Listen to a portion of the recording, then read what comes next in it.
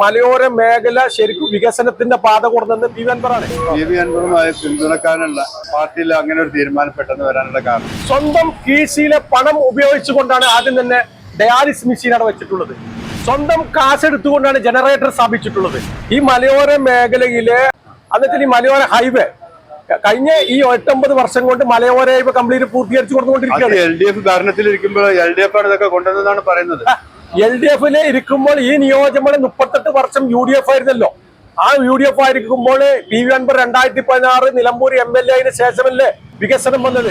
അതിനു മുമ്പ് LDF ഭരിച്ചിട്ടുണ്ട്, UDF ഭരിച്ചിട്ടുണ്ട്. Nilambur വികസനം വന്നിട്ടില്ലല്ലോ.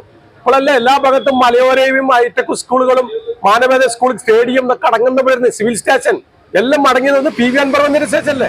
8 പഞ്ചായത്തിൽ 7 പഞ്ചായത്തുകളും ഒരു മുനിസിപ്പാലിറ്റി അടങ്ങുന്ന 8 മണ്ഡലങ്ങളിലെ മണ്ഡലം ഭാരവാഹികളും മണ്ഡലം സെക്രട്ടറിമാരടങ്ങുന്ന നിയോജകമണ്ഡലം ഭാരവാഹികളും ജില്ലാ എക്സിക്യൂട്ടീവ് അംഗങ്ങളടങ്ങുന്ന 250 പരം പ്രവർത്തകരാണ് BMCയിലേക്ക് കഴിഞ്ഞ വെള്ളിയാഴ്ച ലയിച്ചിട്ടുള്ളത്.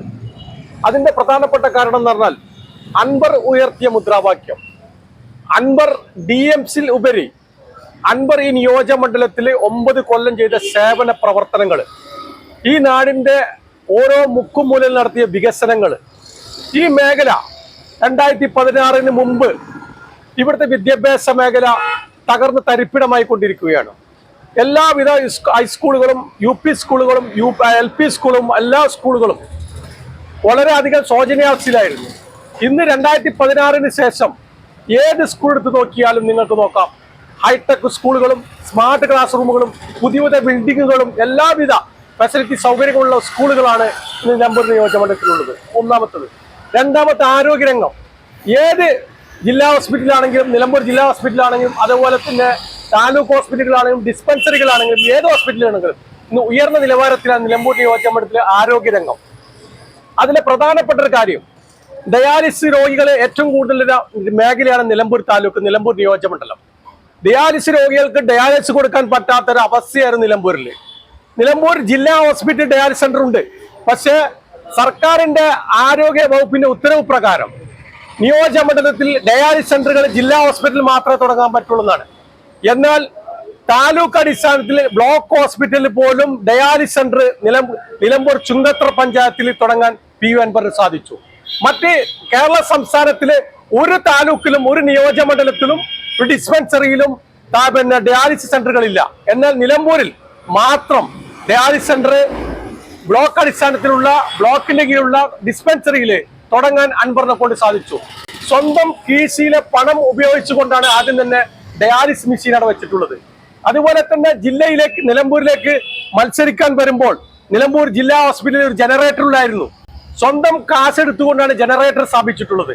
അതുപോലെ തന്നെ ജീവകാരുണ്യ പ്രവർത്തനത്തില് നിലമ്പൂരിന്റെ മുക്കും മൂലകളിലും പാവപ്പെട്ടവന് ആശ്രയമായ പാലിയേറ്റീവ് സെന്റർ, ആ പാലിയേറ്റീവ് സെന്ററിന് സഞ്ചരിക്കാൻ യോഗ്യമായ വാഹനങ്ങൾ ഓരോ പഞ്ചായത്തിലേക്കും സ്വന്തം കീശയിൽ എടുത്തു കൊടുത്ത ഒരാളാണ് പി വി അൻവർ. അങ്ങനെ പി വി അൻവറിന്റെ ഓരോ കാര്യങ്ങളും വിദ്യാഭ്യാസപരമായാലും ആരോഗ്യപരമായാലും അതുപോലെ തന്നെ റോഡുകളാണെങ്കിൽ ഇന്ന് മലയോര ഹൈവേ, മലമേഖലകളിൽ നടക്കുന്ന കുടിയേറ്റ മേഖലകളിലെ മലയോര ഹൈവേ എല്ലാ മേഖലയും ബന്ധിപ്പിച്ചുകൊണ്ട് പൂക്കോട്ടുംപാടം മുതൽ പോത്തുകല്ല് വരെ ബന്ധിപ്പിച്ചുകൊണ്ട്, അതുപോലെ തന്നെ പോത്തുകല്ല് മുതൽ നിലമ്പൂരിൽ വരെ ബന്ധിപ്പിച്ചുകൊണ്ട്, അമരമല മുതൽ നിലമ്പൂർ വരെ ബന്ധിപ്പിച്ചുകൊണ്ട്, അങ്ങനെ കുടിയേറ്റ മേഖലയെ നിലമ്പൂർ മേഖലയെ ഗതാഗത യോഗ്യമാക്കിയ ഒരാളാണ് പി വി അൻവർ. അങ്ങനെ സമ്പൂർണമായി 1400 ജില്ലാ കോടിയുടെ വികസനമാണ് ഈ 9 വർഷം കൊണ്ട് നിലമ്പൂരിൽ സ്ഥാപിച്ചിട്ടുള്ളത്. ഹൈടെക്, അതുപോലെ തന്നെ മറ്റേ ഹൈസ്കൂൾ സ്റ്റേഡിയം, അതുപോലെ തന്നെ ഹൈടെക് സ്കൂളുകള്, അതുപോലെ തന്നെ പാലങ്ങള്, റോഡുകള്, ഇങ്ങനെ നിരന്തരമായി വികസനം 38 കൊല്ലം നടത്താൻ പറ്റാത്ത ഒരു വികസനം 8 കൊല്ലം കൊണ്ട് പൂർത്തീകരിച്ച ഒരു നേതാവാണ്, ഒരു MLA ആണ് ആര്, പി വി അൻവർ. അദ്ദേഹം ഉയർത്തിയ മുദ്രാവാക്യം എന്താണ്?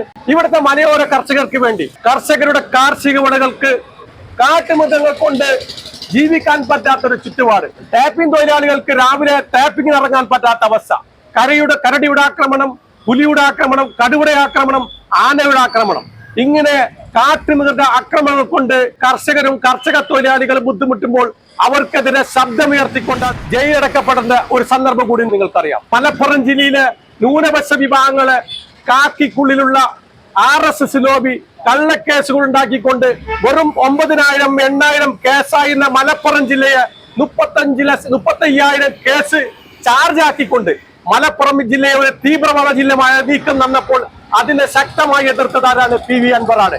അതുകൊണ്ട് തന്നെ PV അൻവർ നിലനിൽക്കേണ്ടത് ഈ കാലഘട്ടത്തിന്റെയും ഈ ജനങ്ങളുടെയും ആവശ്യമായതുകൊണ്ട് തന്നെ PV അൻവറിന് സമ്പൂർണ്ണ പിന്തുണ കൊടുത്തുകൊണ്ടാണ് ഞങ്ങൾ ജനതാദൾ സെക്യുലർ അതിലേക്ക് ലയിച്ചിട്ടുള്ളത്. അൻവർ ശക്തിപ്പെടുന്നത്, അൻവർ ജനങ്ങൾക്കൊപ്പം നിൽക്കേണ്ടത് ഈ കാലഘട്ടത്തിനും ജനങ്ങളുടെയും ആവശ്യമായതുകൊണ്ട് തന്നെയാണ് ഞങ്ങൾ സമ്പൂർണ്ണമായി പിന്തുണ കൊടുത്തിട്ടുള്ളത്.